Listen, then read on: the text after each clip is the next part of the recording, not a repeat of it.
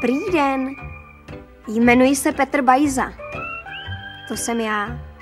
Ale teď jsem o hodně větší, jelikož po prázdninách půjdu do 4. třídy. A to jsou naši s bráchou Láďou, jenž se učí na příručího až v Teplicích, aby se procvičil v němčině.